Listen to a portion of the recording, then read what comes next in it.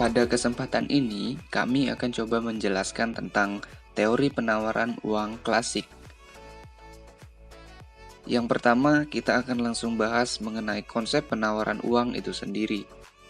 Dilihat dari pengertiannya, uang adalah segala sesuatu yang dapat dipakai dan diterima untuk melakukan berbagai macam transaksi ekonomi atau pembayaran, seperti pembelian barang, jasa, pelunasan hutang, investasi, dan lain sebagainya. Secara definisi, penawaran uang merupakan jumlah uang yang tersedia dalam suatu perekonomian atau jumlah uang yang beredar di masyarakat. Konsep penawaran uang terkait dengan kebijakan moneter, yaitu kebijakan yang bertujuan untuk mengatur jumlah uang yang beredar. Dengan demikian, penawaran uang dikendalikan sepenuhnya oleh bank sentral. Faktor-faktor yang mempengaruhi penawaran uang. 1. Tingkat bunga. Bunga merupakan imbalan jasa atas pinjaman uang. Imbalan jasa ini merupakan suatu kompensasi kepada pemberi pinjaman atas manfaat ke depan dari uang pinjaman tersebut apabila diinvestasikan. Persentase dari pokok utang yang dibayarkan sebagai imbal jasa atau bunga dalam suatu periode tertentu disebut suku bunga. Tingkat bunga merupakan faktor utama yang mempengaruhi jumlah uang yang beredar dalam perekonomian. Tingginya tingkat bunga menyebabkan biaya produksi meningkat yang pada gilirannya menyebabkan dunia usaha menjadi lesu. 2. Tingkat inflasi. Inflasi merupakan suatu proses meningkatnya harga-harga secara umum dan terus-menerus yang berkaitan dengan mekanisme pasar. Inflasi dapat disebabkan oleh dua hal, yaitu 1. Tarikan permintaan atau kelebihan likuiditas. Yang kedua adalah tekanan produksi dan distribusi. Inflasi tarikan permintaan atau yang biasa disebut dengan demand-pull inflation lebih dipengaruhi dari peran negara dalam kebijakan moneter yang dilakukan bank sentral. Inflasi ini terjadi karena suatu kenaikan dalam permintaan total sewaktu perekonomian yang bersangkutan dalam situasi full employment. Inflasi tekanan produksi atau yang biasa disebut dengan cost push inflation diakibatkan kurangnya produksi dan keterbatasan distribusi. Inflasi ini dipengaruhi dari peranan negara dalam kebijakan eksekutor yang dalam hal ini dipegang oleh pemerintah seperti fiskal perpajakan, kebijakan pembangunan infrastruktur, regulasi, dan lain sebagainya. Inflasi ini terjadi akibat adanya kelangkaan produksi atau juga termasuk adanya kelangkaan distribusi. 3. Pendapatan nasional. Faktor-faktor yang mempengaruhi pendapatan nasional. 1. Permintaan agregat. 2. Konsumsi. Permintaan agregat menunjukkan hubungan antara keseluruhan permintaan terhadap barang-barang dan jasa sesuai dengan tingkat harga. Jika terjadi perubahan permintaan atau penawaran agregat, maka perubahan tersebut akan menimbulkan perubahan-perubahan pada tingkat harga, tingkat pengangguran, dan tingkat kegiatan ekonomi secara keseluruhan. Adanya kenaikan pada permintaan agregat cenderung mengakibatkan kenaikan tingkat harga dan pendapatan nasional yang akan mengurangi tingkat pengangguran. Bila pendapatan nasional rendah, pemerintah mungkin akan memperbanyak jumlah uang yang beredar dengan tujuan untuk menggairahkan dunia perbankan dan dunia usaha melalui peningkatan suku bunga dan peningkatan harga. 4. Nilai tukar rupiah. Nilai tukar yang berdasarkan pada kekuatan pasar akan selalu berubah di setiap kali nilai-nilai salah satu dari dua komponen mata uang berubah. Sebuah mata uang akan cenderung menjadi lebih berharga bila permintaan menjadi lebih besar dari pasokan yang tersedia. Nilai akan menjadi berkurang bila permintaan kurang dari penawaran yang tersedia. Jika nilai tukar rupiah menurun, pemerintah akan menurunkan jumlah rupiah yang beredar, sehingga sesuai hukum keseimbangan permintaan dan penawaran. Tingkat bunga akan naik dan nilai rupiah pun terangkat. Peningkatan permintaan terhadap mata uang adalah yang terbaik, karena dengan meningkatnya permintaan untuk transaksi uang atau mungkin adanya peningkatan permintaan uang yang spekulatif. Teori penawaran uang tanpa bank. Teori-teori lama tentang jumlah uang beredar sangat sederhana dan menganggap seakan perbankan itu tidak ada. Teori yang sederhana adalah gambaran dari sistem standar emas yang salah satunya memiliki fungsi sebagai alat pembayaran. Uang beredar bisa turun apabila, misalnya, emas dikirim ke luar negeri untuk menutup defisit neraca pembayaran, yaitu untuk membayar barang yang diimpor yang jumlahnya lebih besar daripada nilai barang-barang yang diekspor. Jumlah uang yang beredar bisa naik apabila ada surplus neraca pembayaran atau karena produksi emas meningkat. Dalam sistem moneter seperti itu, uang beredar benar-benar ditentukan oleh proses pasar, sedangkan pemerintah, bank sentral, ataupun perbankan tidak mempunyai pengaruh terhadap besarnya uang yang beredar. Dalam dalil Gresham atau Gresham's Law yang menyatakan bahwa uang logam yang dinilai terlalu tinggi dibanding dengan biaya produksi marginalnya cenderung menggeser uang atau logam lainnya sebagai alat pembayaran, atau menggunakan ungkapan dari Gresham sendiri yang terkenal, bad money drives out good money. Berlakunya hukum ini bisa digambarkan dengan sebuah contoh.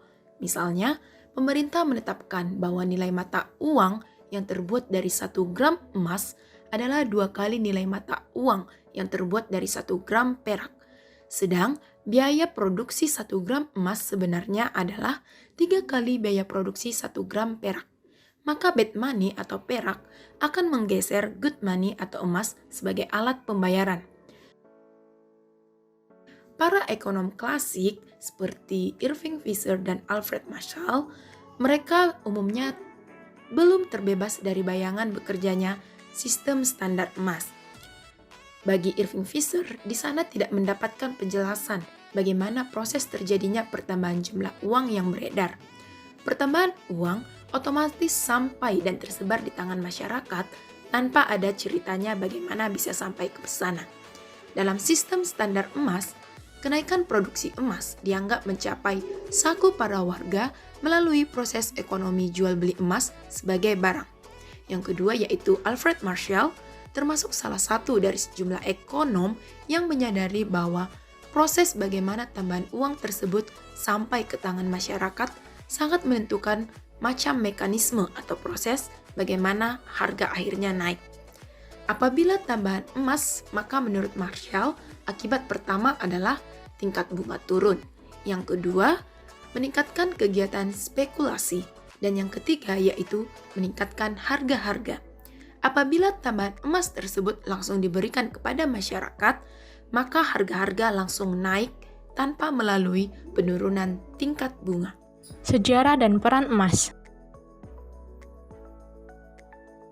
3600 sebelum Masehi, titik awal peleburan emas. Mesir adalah bangsa yang pertama kali melakukan peleburan emas. Peleburan emas ini menggunakan tungku yang ditiup oleh pipa tanah liat yang tahan terhadap api. 2600 sebelum Masehi, titik awal perhiasan emas. Pengrajin emas pada peradaban Mesopotamia, saat ini dikenal dengan Irak, membuat perhiasan emas. Untayan daun liontin tersebut dibuat dari emas. 1200 hingga 1500 sebelum Masehi, teknik mutakhir dalam produksi perhiasan emas. Teknik cor untuk perhiasan emas pertama kali diperkenalkan. Proses ini meningkatkan kekerasan emas dan variasi warna yang dihasilkan. Hal ini menyebabkan pasar emas terbentuk luas di masanya hingga saat ini.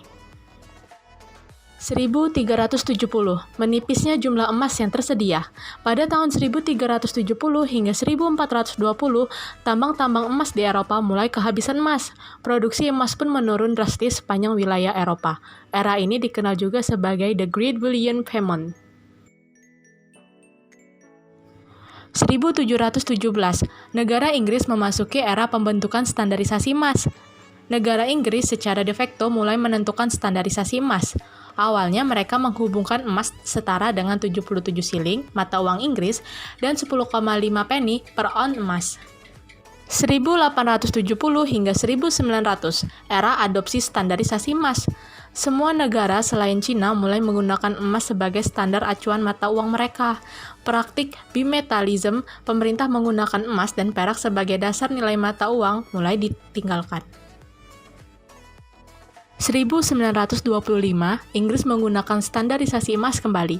Inggris menggunakan standarisasi emas kembali dengan nilai 4,86 dolar sama dengan 1 pound sterling, menjadi 77 shilling 10,5 penny per ons emas. Negara-negara lain akhirnya mengikuti sistem ini kembali setelah 6 tahun Perang Dunia I.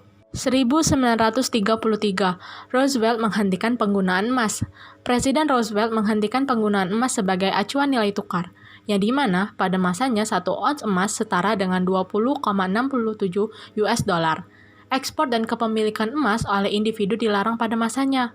Presiden akhirnya mengumumkan kembali penggunaan emas pada tahun 1934 dengan harga per troy ons emas setara dengan 35 US dollar.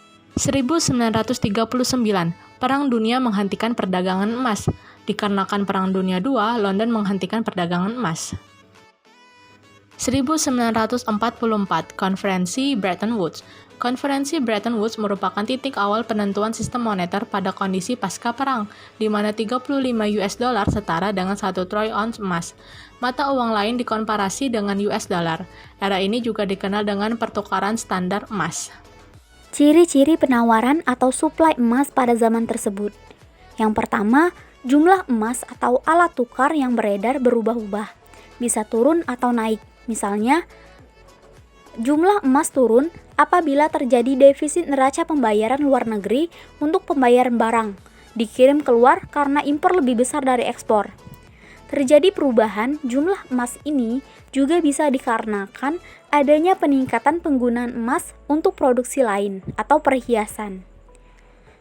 Jumlah emas juga akan naik jika terjadi surplus pembayaran luar negeri atau ditemukan tambang emas baru. Yang kedua, uang beredar benar-benar ditentukan secara otomatis oleh proses pasar, tidak ada campur tangan pemerintah atau otoritas moneter yang melakukan kebijakan moneter. Yang ketiga, penambahan produksi emas ditambang dan dimurnikan oleh produsen emas mengikuti hukum perilaku produsen penawaran atau mengikuti permintaan dan harga emas tersebut. Jika harga emas tinggi dibandingkan barang yang dipertukarkan, maka produksi emas akan tinggi.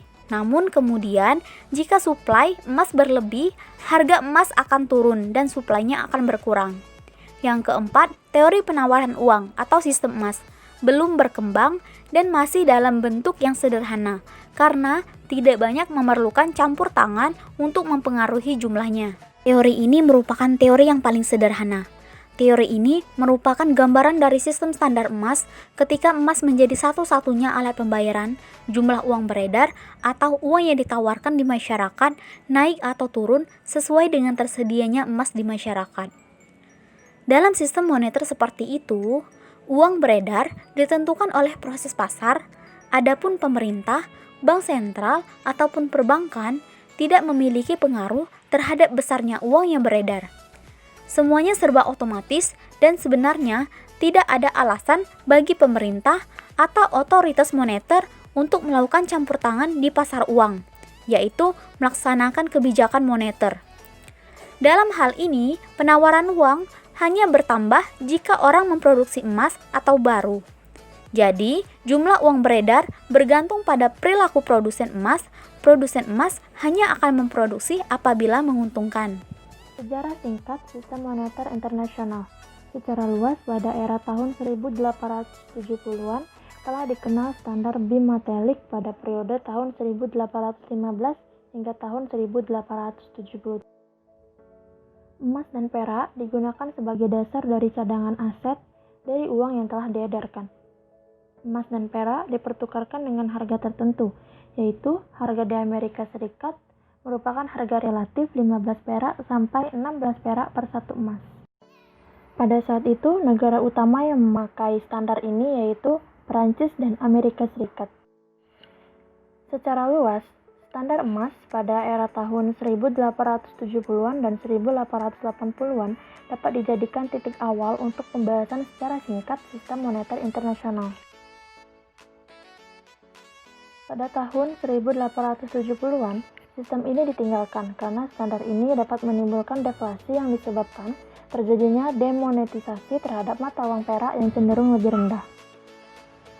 Gauge, Gould, and Wall pada 2002 mengelompokkan sejarah sistem moneter internasional atas 6 periode. Periode yang pertama yaitu standar emas, yang kedua decimal, yang ketiga standar tukar emas. Yang keempat yaitu periode nasionalisme moneter, kelima sistem Bretton Woods, dan yang keenam yaitu periode setelah Bretton Woods. Ada beberapa penulis yang membagi sistem moneter internasional menjadi 4 periode. Periode yang pertama yaitu standar emas, yang kedua Perang Dunia Pertama dan kedua, yang ketiga periode sistem Bretton Woods, dan yang keempat periode setelah Bretton Woods. Standar spesies unit moneter dikaitkan dengan nilai koin emas yang beredar. Standar ini muncul dari penerimaan luas emas sebagai mata uang. Standar bullion atau standar emas batangan adalah sistem di mana koin emas tidak beredar. Pihak untuk menjual emas batangan tersebut berdasarkan permintaan dengan harga tetap sebagai imbalan dari mata uang yang beredar. Periode standar emas. Pada sistem standar emas, nilai tukar uang domestik terhadap uang ditetapkan berdasarkan harga resmi yang tetap. Terdapat dua karakteristik utama standar emas yang diterapkan oleh negara-negara yang menggunakan standar ini pada akhir abad ke-19 dan awal ke-20, yaitu yang pertama, perorangan dapat dengan bebas mengimpor dan mengekspor emas. Kedua, persediaan dan uang kertas yang beredar cukup dijamin dengan persediaan emas. Kebebasan perorangan untuk membeli dan menjual emas di dalam negeri atau dari ke luar negeri mempunyai implikasi bahwa antar negara menganut sistem nilai tukar tetap atau fixed exchange rate system. Untuk memberikan gambaran yang lebih jelas, dapat diberikan contoh transaksi perdagangan dari dua negara, sebut saja negara A dan negara B. Misalkan, negara A mengalami surplus dalam neraca perdagangan atau barang ekspor lebih besar dari barang impor dengan negara B. Dengan kondisi surplus ini, negara A akan mengekspor barang lebih banyak dan mengimpor emas. Impor emas akan meningkatkan jumlah uang beredar sehingga harga dari barang dan jasa meningkat. Sebaliknya, negara B akan mengimpor barang lebih banyak dan mengekspor emas sehingga jumlah uang beredar berkurang. Pengurangan uang beredar mengakibatkan harga menurun. Selanjutnya, penurunan harga-harga di negara B akan dapat meningkatkan ekspor negara B sehingga neraca perdagangan akan menjadi surplus. Sebaliknya, di negara A, harga akan meningkat sehingga impor akan meningkat dan selanjutnya mengakibatkan neraca perdagangan akan defisit. Dengan demikian, sistem ini mengkoreksi secara otomatis ketidakseimbangan perdagangan. Sejak tahun 1880 sampai dengan Perang Dunia I, sejumlah negara besar dunia menetapkan standar emas. Inggris mendirikan standar emas pada abad ke-18 dan membatalkannya pada tahun 1797 dan kemudian menggunakannya kembali pada tahun 1819. Sementara Jerman menggunakan standar emas pada awal tahun 1870-an dan diikuti oleh negara-negara Eropa lainnya seperti Prancis, Belgia, Swiss, Italia, dan negara-negara Skandinavia. Amerika Serikat juga menggunakan standar emas pada akhir abad ke-19, sementara Jepang mengadopsi standar emas pada tahun 1897. Penggunaan standar emas ini berakhir pada Perang Dunia Pertama. Perang telah merusak arus perdagangan dan mobilitas emas antar negara, sehingga standar ini tidak dapat dipertahankan. Meskipun telah berakhir, penerapan standar emas memiliki beberapa keuntungan. Keuntungan tersebut adalah: yang pertama, stabilitas ekonomi jangka panjang. Hal ini terjadi karena standar emas mempersulit pemerintah untuk menaikkan harga melalui perluasan pasokan uang. Standar emas juga menyebabkan inflasi jarang terjadi. Di samping itu, hiperinflasi pada dasarnya tidak mungkin terjadi karena jumlah uang beredar hanya akan bertambah pada saat pasokan emas juga meningkat. Namun, Hiperinflasi bisa saja terjadi dikarenakan peperangan yang menghancurkan sebagian besar perekonomian, mengurangi produksi barang, atau ketika sumber emas utama baru tersedia. Di Amerika Serikat, inflasi terjadi selama Perang Saudara. Keadaan tersebut menghancurkan ekonomi selatan.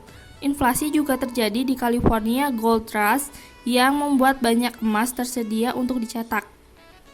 Kedua, nilai tukar internasional tetap. Implikasi dari nilai tukar internasional yang tetap adalah berkurangnya ketidakpastian dalam perdagangan internasional. Emas digunakan untuk membayar impor menyebabkan pasukan uang negara-negara pengimpor berkurang. Keadaan tersebut menyebabkan terjadinya deflasi. Saat terjadi deflasi, negara tersebut akan lebih kompetitif. Di sisi lain, jika keadaan impor emas oleh eksportir digunakan untuk meningkatkan pasukan uang di negara tersebut, maka inflasi akan terjadi. Akibatnya, negara tersebut akan kurang kompetitif dalam segi perdagangan internasional. Ketiga, mencegah beberapa jenis represi finansial. Represi finansial dianggap berhasil dalam mengurangi hutang jika disertai dengan inflasi. Represi finansial juga dapat dianggap sebagai bentuk perpajakan. Pada tahun 1966, Alan Greenspan menyatakan bahwa pengeluaran defisit hanyalah sebuah skema untuk penyitaan kekayaan. Emas berperan untuk menghalangi proses yang berbahaya, sehingga emas dinyatakan sebagai pelindung hak-hak properti. Selanjutnya kita akan membahas tentang standar uang yang biasa digunakan di masyarakat. Yang pertama yaitu standar kertas. Standar kertas adalah sistem keuangan yang menggunakan uang kertas sebagai alat tukar atau alat pembayaran yang sah dan tidak terbatas, tetapi tidak dapat ditukarkan dengan emas dan perak pada bank sirkulasi. Dan standar yang kedua yaitu standar logam. Standar logam atau metalisme adalah penetapan logam tertentu untuk dijadikan mata uang dalam perekonomian. Standar logam atau metalisme terbagi menjadi dua. Yang pertama yaitu standar monometalisme.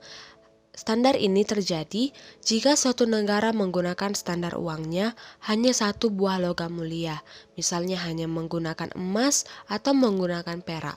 Dan yang kedua yaitu bimetalisme. Standar ini sistem standar moneter yang didasarkan pada dua logam.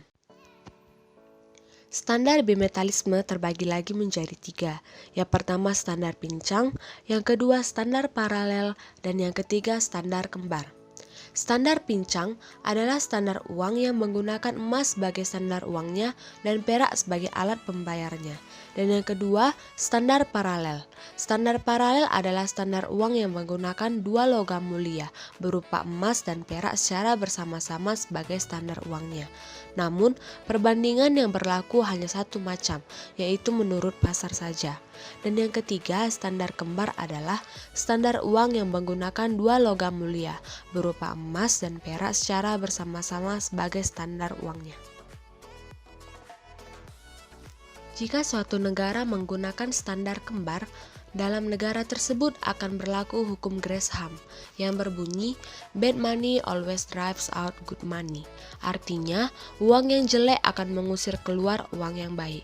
Syarat berlakunya hukum Gresham ini adalah yang pertama, negara tersebut menggunakan standar kembar. Dan yang kedua, bank sentral memperjualbelikan logam mulia baik berupa emas maupun perak. Dan yang ketiga, masyarakat diberikan kebebasan untuk menempa dan melebur uang emas atau perak. Dan yang terakhir, perbandingan emas dan perak menurut pemerintah serta pasar berbeda. Sejarah perkembangan alat tukar ada 5. Yang pertama, tahap sebelum perdagangan barter. Yang kedua, tahap perdagangan barter. Yang ketiga, tahap uang barang atau commodity money. Yang keempat, tahap uang logam. Dan yang kelima, tahap uang kertas. Yang pertama, tahap sebelum perdagangan barter. Kebutuhan manusia memiliki sifat tidak terbatas, sementara alat pemuas kebutuhan sangat terbatas, sehingga manusia kesulitan untuk memenuhi kebutuhannya sendiri. Awalnya, setiap orang berusaha memenuhi kebutuhannya melalui usaha sendiri, seperti berburu, membuat pakaian sendiri dari bahan-bahan yang sederhana, serta mencari buah-buahan untuk dikonsumsi sendiri. Perkembangan selanjutnya, manusia dihadapkan pada kenyataan bahwa apa yang dilakukannya tidak cukup untuk memenuhi seluruh kebutuhannya. Yang kedua, tahap perdagangan barter. Ketika menyadari bahwa kebutuhan sehari-hari tidak bisa dicukupi sendiri dan adanya keterbatasan alat pemuas kebutuhan, maka manusia berupaya memperbanyak ragam alat pemuas kebutuhan dengan jalan melakukan pertukaran. Pada tahap awal, mereka melakukan penukaran antara barang dengan barang dari masyarakat yang saling membutuhkan. Akibatnya muncullah sistem barter. Sistem barter yaitu barang yang ditukar dengan barang. Dalam suatu pertukaran dengan menggunakan cara barter ini harus dipenuhi syarat berupa adanya kesamaan keinginan atau double coincidence of wants dari pihak yang terlibat barter. Ada dua kesulitan yang timbul dari adanya perdagangan barter. Yang pertama, kesulitan menemukan orang yang mempunyai barang yang diinginkan dan juga mau menukarkan barang yang dimilikinya. Yang kedua, kesulitan untuk memperoleh barang yang dapat dipertukarkan satu sama lainnya dengan nilai pertukaran yang seimbang atau hampir sama. Contoh kasus barter. Kasus pertama, misalnya Pak Andi memiliki setandan pisang dan membutuhkan beras untuk makan. Ia bertemu Pak Narto yang memiliki beras namun menginginkan pisang. Pada kasus ini, karena adanya double coincidence of wants, kedua pihak yang saling membutuhkan bertemu, maka terjadilah pertukaran barang atau barter. Kasus kedua, Pak Andi memiliki setandan pisang dan membutuhkan beras. Pak Narto memiliki beras namun ia membutuhkan ikan. Pak Bambang memiliki ikan dan membutuhkan pisang. Pada kasus ini, tidak ada double coincidence of wants, sehingga pertukaran tidak bisa dilakukan karena tidak memiliki kebutuhan yang sama. Kelemahan pola perdagangan barter ada 4. Yang pertama, pola perdagangan barter hanya dapat dilakukan dalam skala kecil dan tidak bisa dilakukan secara besar-besaran. Yang kedua, pertukaran yang dilakukan memerlukan waktu yang relatif lama karena menunggu adanya double coincidence of wants. Yang ketiga, perekonomian yang menggunakan pola barter sulit berkembang karena terhambat adanya double coincidence of wants. Yang keempat, nilai barang dalam pola perdagangan barter akan sangat kabur karena tidak ada alat ukur yang pasti. Yang selanjutnya adalah uang barang. Uang barang ialah barang yang dipergunakan sebagai uang. Adapun syarat uang barang adalah bahwa barang itu dapat diterima dan dibutuhkan oleh semua orang. Dan syarat kedua yaitu barang itu setiap saat dapat ditukarkan kepada siapapun. Contoh uang barang adalah yang pertama ternak, beras, kerang, senjata, tembakau, garam, dan teh. Kesulitan uang barang. Yang pertama adalah sukar disimpan. Lalu yang kedua adalah sukar untuk dibawa kemana-mana. Lalu yang ketiga adalah tidak dapat dibagi menjadi bagian kecil atau pecahan. Yang keempat adalah tidak tahan lama atau mudah busuk. Yang kelima adalah nilainya tidak tetap. Yang dalam ini mengalami kenaikan dan penurunan. Tahapan uang logam. Pada abad ke-18, uang logam mulai banyak digunakan. Uang logam yang digunakan caranya adalah berupa uang perak maupun uang emas. Dan kemudian berlaku standar emas sampai awal abad ke-20. Tahapan uang kertas. Desa di timur Ceko, Eropa Timur dianggap sebagai wilayah pertama yang menggunakan mata uang yang diberi nama dolar, yang merupakan mata uang yang paling populer di abad modern. Mulanya disebut teller, kemudian orang Italia mengejanya menjadi telero. Lidah Belanda menuturkan dealer. Hawaii dalam dialek Inggris dianggap sebagai dolar. Embrio dolar dibuat dari bahan baku perak dan emas dalam bentuk koin.